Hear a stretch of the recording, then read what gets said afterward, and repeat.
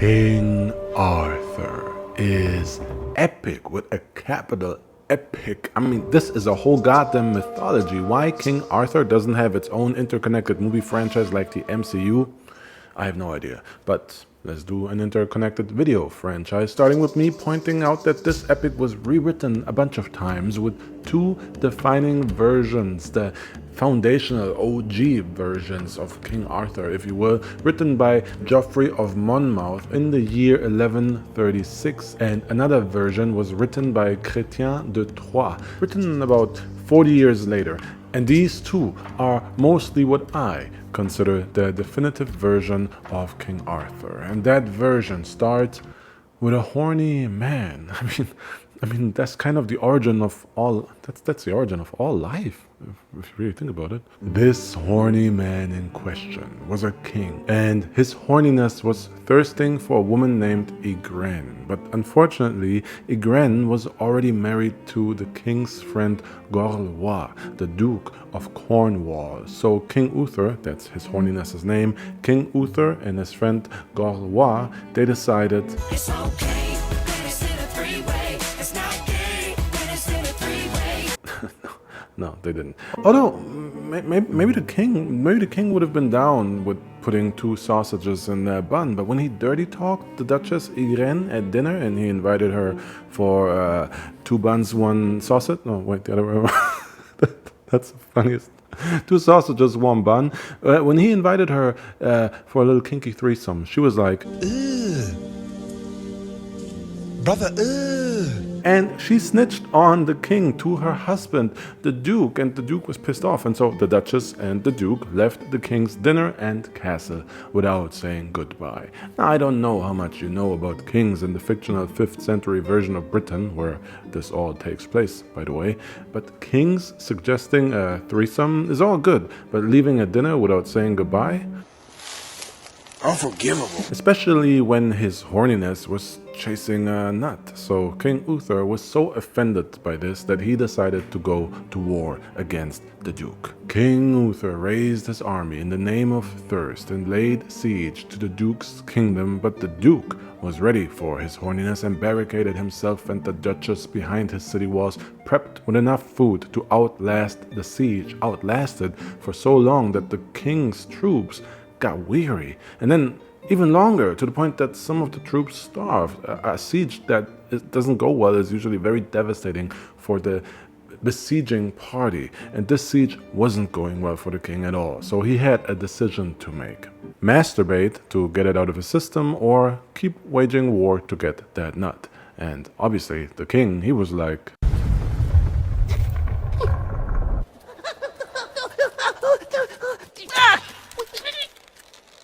so he enlisted help in his nut quest, and that help came in the form of his old buddy Merlin, infamous magic-wielding druid Merlin, who some say was the offspring of demons, and by some I mean everybody that believes in God, and by that I mean everybody alive at the time.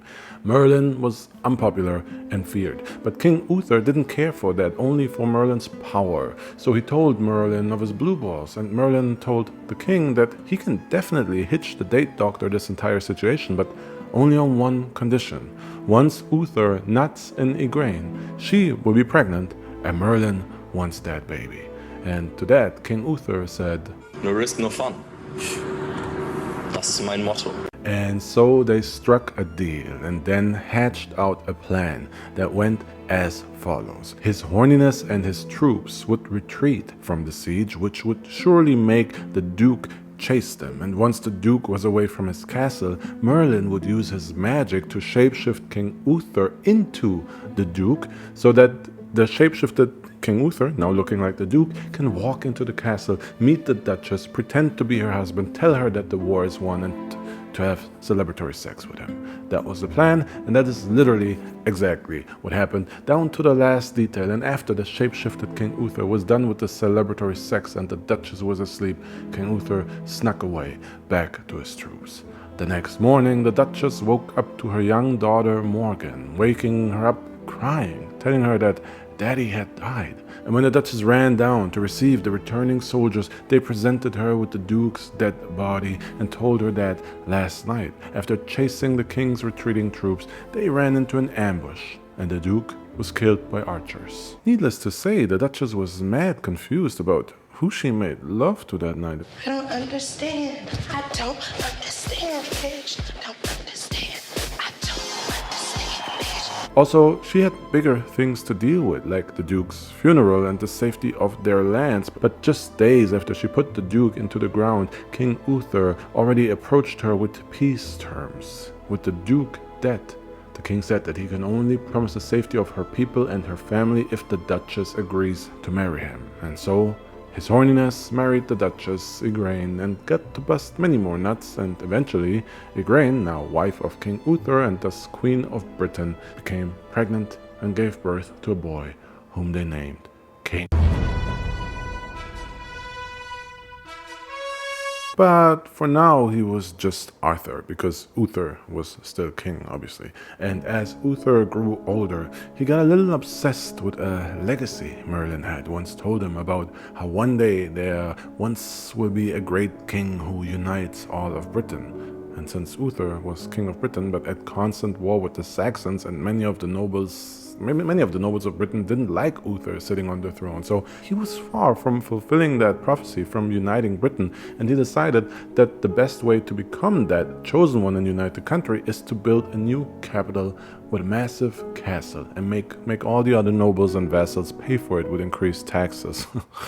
Fuck. That new capital was to be called Camelot, and since Merlin was a constant voice in Uther's ear, the druid convinced Uther to build Camelot on a sacred site of ancient magic. And with that, Uther also managed to piss the church off, because to them, ancient magic and druids were nothing but witchcraft and demons. So, to sum up, in building Camelot, Uther managed to piss off both the noble families and the church. Everybody was his enemy now. Still, Project Camelot was underway and built over the following years while Uther was still fighting the Saxons, who were a great force of vicious Germanic warriors that did not care to bend to Uther's will. So, to defeat them, Uther inscribed the noble family's armies into his royal army and decided to meet the Saxons in one decisive battle where he put his life on the line. Uther himself joined the royal army's vanguard to lead the charge against the Saxons, knowing that he's obviously the biggest target, and if he joins the vanguard, the Saxons will throw their entire force at him. And well, they did that.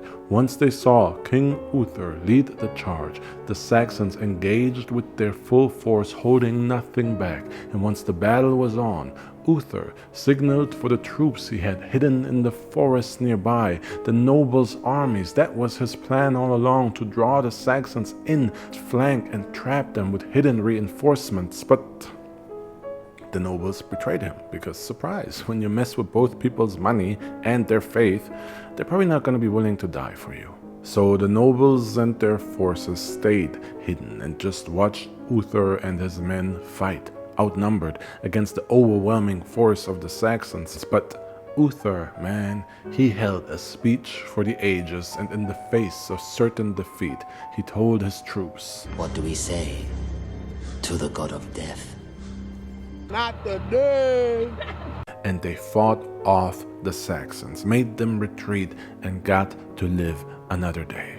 Except that right after King Uther won the battle, the nobles and their armies did then decide to join the battle to finish off Uther and his army and take the throne for themselves. Yeah, sucks. So the nobles easily whooped the fatigued royal troops, but just before he died, King Uther heard the voice of Merlin somewhere, telling him to save his sword, for the future of the kingdom depends on the sword. And Uther, he was like, okay. And so, with the last of his strength, Uther stuck the sword into a rock up to the hilt, where the sword remained sealed as the nobles came to finish Uther off.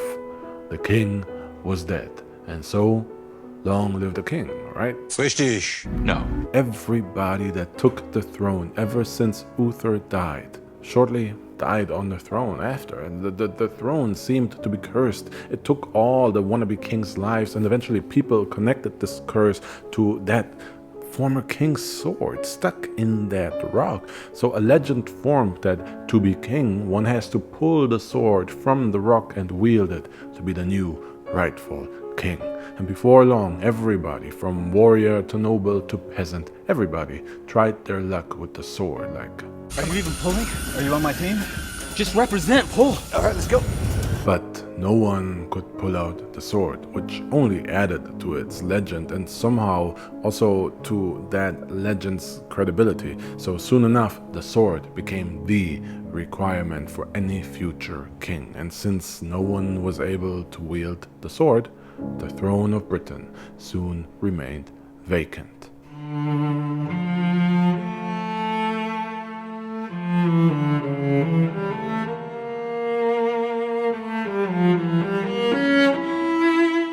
Alright, so remember how Arthur was the firstborn baby of Uther and the Duchess, and I just left things there and continued with the king's story of completely ignoring the baby? Yeah, obviously there was still that promise that the king had made to Merlin that his firstborn, born to Igraine, would be given away as the price to pay for that strangers in the night nut that Merlin enabled, remember? So shortly after Prince Arthur was born, Merlin came to collect the baby, and despite the queen screaming, begging, and doing anything in her power to protect her son, the king gave Arthur away to Merlin, for he knew better than to cross the powerful druid mage. All King Uther asked for was that whatever Merlin's plan for the boy, the king wants his right-hand man, the honorable Sir Orpheus, to bear witness to his son's fate. And I want you to remember that name, Sir Orpheus, King Uther's right-hand man, Sir Orpheus. Merlin agreed. He agreed to let Sir Orpheus accompany him, and they rode to see Sir Ector, a famously honorable knight. Everybody in the lands knew this man's about his honor. And Merlin approached Sir Ector and he was like, "Hey, sorry, I know you and your wife have a perfectly normal life with your son Kay, but here's an unknown baby. Make sure you raise it well because the future of the kingdom depends on it. No pressure. See ya." So Sir Ector, the honorable, got his Ned Stark on and raised Arthur as his own alongside Kay. And when the two boys were older, Kay grew to follow in his father's footsteps. He wanted to be a great knight like his dad, and Arthur became his brother's squire. And now that I think about it, Sir Ector, his son Kay, and Arthur, a lot of parallels to Ned Stark, Robb Stark, and Jon Snow. And more parallels to come too later in the story.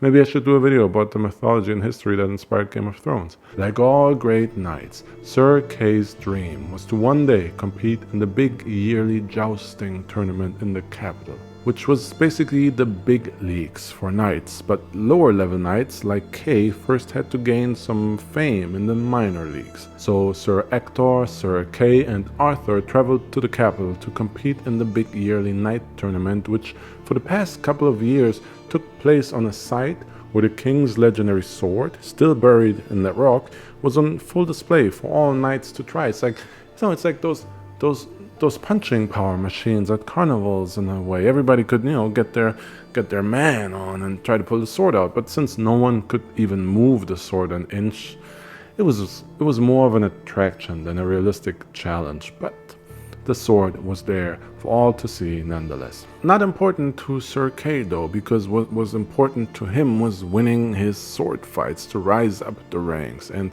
he did win. Until his sword broke. A bit problematic in a sword fight, but luckily a prepared squire like Arthur always brings a backup sword for his knight. So Arthur ran to the tent to get it and noticed that he had forgotten to pack the sword. But he did remember that weird sword stuck in a rock, and he figured if it's on display at a knight tournament, it's probably a fair game. And so Arthur quickly ran over there, pulled the sword out of the rock, and what do you know? It was actually an amazing sword of amazing quality. And Arthur was like, Winning. that sword literally saved Arthur's squire ass, and he ran back to his brother to give him the sword for his next duel. But as soon as Sir Kay held it, he realized exactly what it was. Arthur was about the only fool who had not heard the legend of the late king's sword, but Sir Kay immediately knew what he was holding in his hands and what it meant, and the people watching him prepare for his duel, they couldn't believe what they were seeing either. People were legit freaking out, like...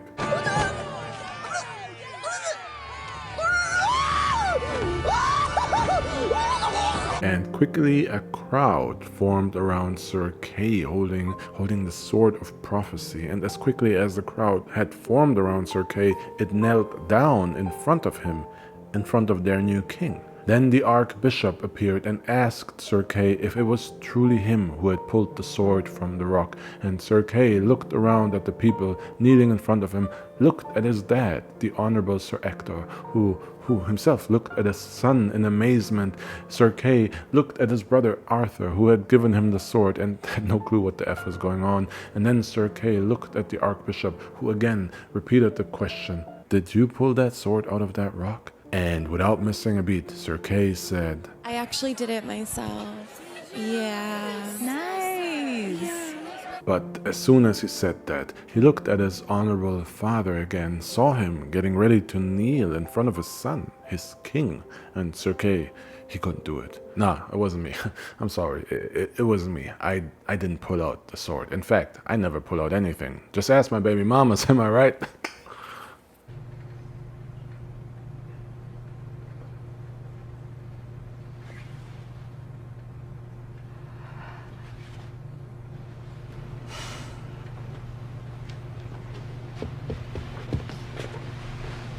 No, nothing? Alright, tough crowd. Too soon.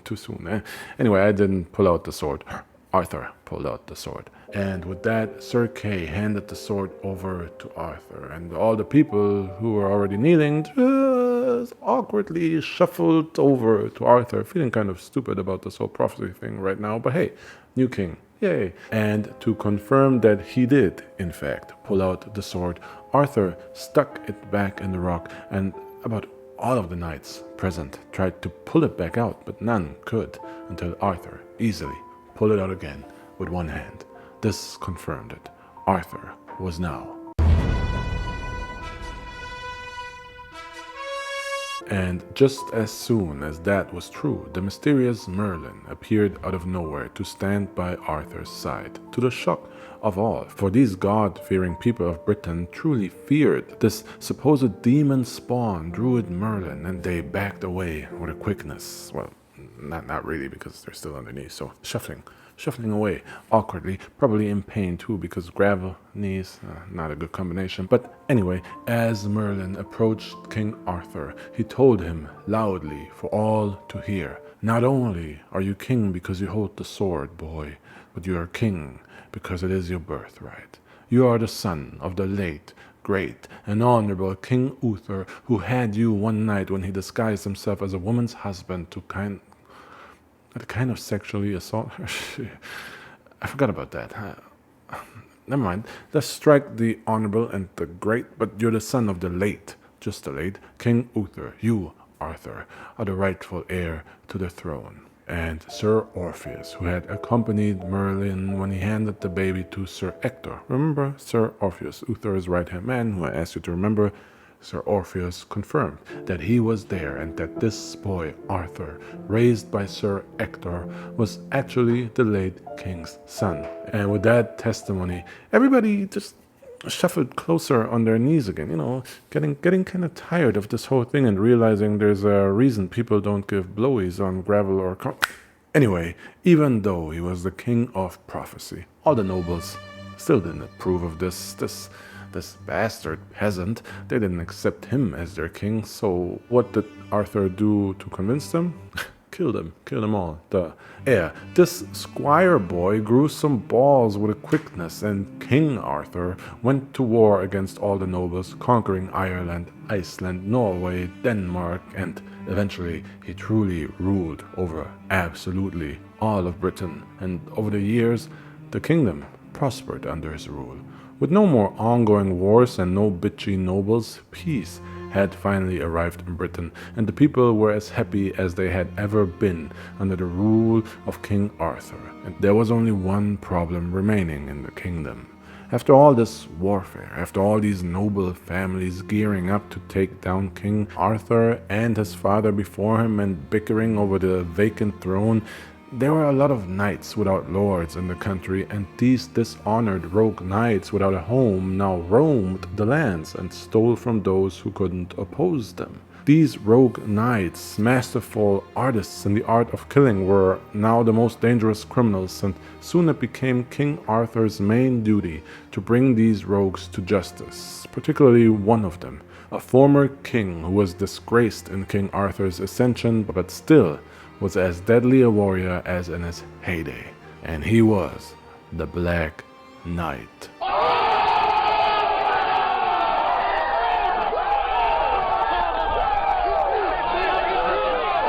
Nah, chill, brothers, chill, brothers, chill. Not black. This is still a story from 5th and 6th century England. I mean, come on, chill. This Black Knight, known for his black armor and formerly known as King Pellinore, had made a forest his home, a forest where a legendary beast roams, and his intention was to slay the beast to regain glory. And all those who would venture into the forest to steal this beast of quest from him, he killed them too. The problem was that this beast was like the go-to hero quest at the time, so many warriors came to kill it, but all fell to Sir Pellinore, who quickly became known as the infamous Black Knight, and kind of became an end boss to a quest himself. The more glory-seeking knights the Black Knight killed, the more his legend grew, and the more noble knights tried to then defeat him to grow their own fame. On and on it went. But no matter who tried, the Black Knight killed them all. So eventually, our hero, King Arthur, he was like, Fine. I'll do it myself. and King Arthur bravely faced the Black Knight. But their battle went something like this.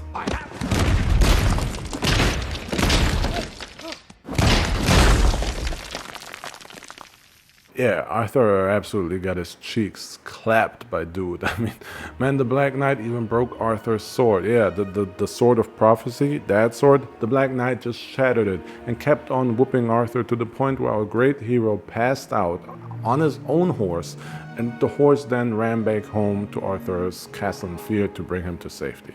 Once Arthur then came back to his senses, he was covered in bandages, and Merlin asked him what happened, and Arthur was like, bruh, broke the sword. What do you mean?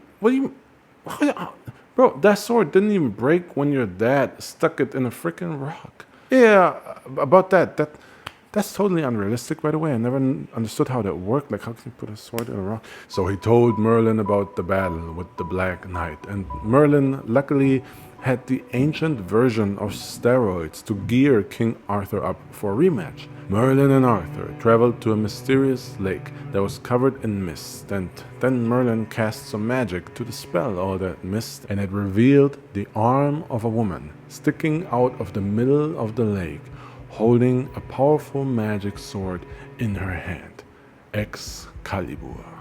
And Arthur, he was told that this sword, Excalibur, is from the magical island Avalon and gives great power to whoever is worthy of wielding it. King Arthur, he couldn't believe it. He thought that Avalon was the land of magic, nothing more than a fairy tale. But Merlin, he was like, seriously? I'm literally doing magic next to you every day, but a land of magic is where you draw the line. Fair point. Arthur was told that if he truly holds justice in his heart and intends to bring prosperity to all living on his lands and unite them fairly, then he can row to the middle of the lake and take the sword from the lady of that lake and be reborn as basically a Super Saiyan. And if he doesn't hold justice in his heart, then the lady of the lake will pull him down and drown him. And Arthur just said, No risk, no fun. man, the dude really needed a power-up after the Black Knight clapped his cheeks so hard. So King Arthur rode to the middle of the lake, grabbed the sword from the lady, and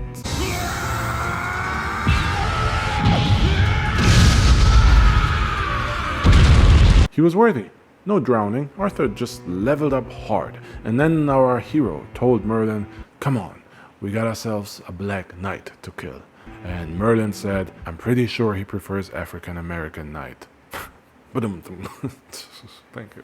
Thank you. Yeah, I'm proud of that joke. King Arthur faced the Black Knight for a rematch, and with Excalibur in his hand, King Arthur went all roid rage on the dude, and this time, the battle went like this.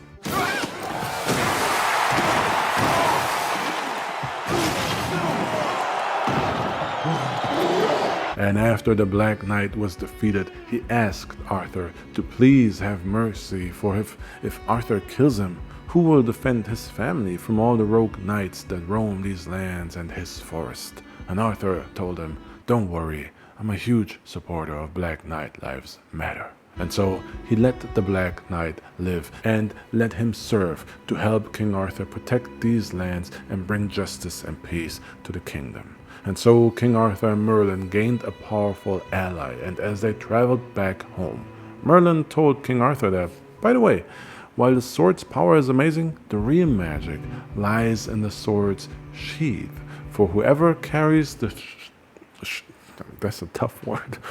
For whoever carries the sheath is truly. As long as the sheath is by Arthur's side, he can never die in combat. You smell that? Y'all smell that? Foreshadowing.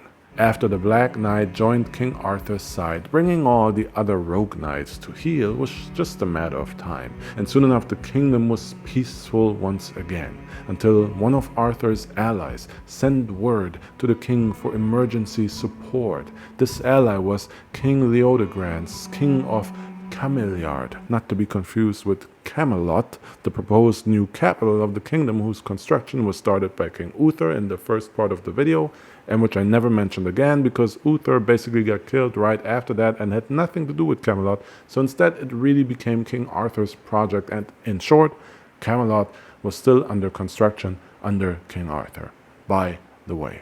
So, King Leodegrance, king of Camelot, was under siege by an enemy who threatened to burn down Camelot if King Leodegrance doesn't marry his daughter Guinevere to the enemy to hand over the kingdom and its future. Obviously, he couldn't do that, and King Arthur was somebody he swore allegiance to, and King Arthur owed a lot to his allies, and he was a king that honored his word, so he assembled his army and rode to Camelot to help King Leodegrance, and he quickly defeated the enemy army. I mean, that's really what he did. King Arthur and his army came and just whooped the enemy army. It was a serious battle, but I mean, we were literally just told that Arthur is immortal for as long as he has the sheath. So no one was holding his breath for Arthur in this one, to be honest. The Battle of Camelot is really just a plot device to bring us to what's really important here. King Leodegrance's daughter, Guinevere. Because the moment Arthur had saved this damsel from her distress and laid eyes on her. Folks, I'm not gonna sugarcoat it. King Arthur bricked the F up, especially with his testosterone sky high after the battle. So when King Leodegrance asked King Arthur how he could possibly repay him for defeating his enemies and saving his daughter from them, Arthur said, "This is awkward, but I kind of want your daughter too. You want my daughter. I mean, does the human body have 207 bones? No, it has 206 bones, actually. I'm pretty sure it's 206. 207 now, because you're thirsty as hell for my daughter, aren't you?"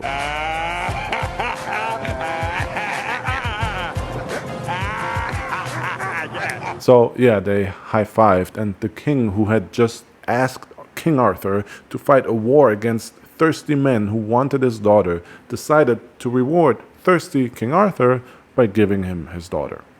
And so King Arthur got married to Guinevere, the most beautiful woman in all the lands, and just in time for the wedding, the construction of Camelot was complete, and the couple could get married in its new grand citadel, even though Merlin warned Arthur that no good will come out of marrying a woman so beautiful, too beautiful for anyone's good. But Arthur and his 207th bone did not listen to Merlin's foreshadowing, and him and Guinevere got married. Camelot became the new capital and home for the newly wed royal couple, and despite his objections, Merlin surprised Arthur with a wedding gift. A round table whose construction had once been started by Arthur's father, King Uther. The former king had imagined a round table without a head at which everybody sits as equals, and all those equals sitting around that table would be the bravest and noblest and greatest and mightiest warrior knights in all of the land, men who are right in their actions, just and brave in times of war or peace. These men would sit at the round table to protect Britain from all evils. Basically, this was the first version of the Avengers. And now Merlin asked Arthur if he would like to fulfill his father Uther's round table initiative, and without hesitation, Arthur said, Avengers!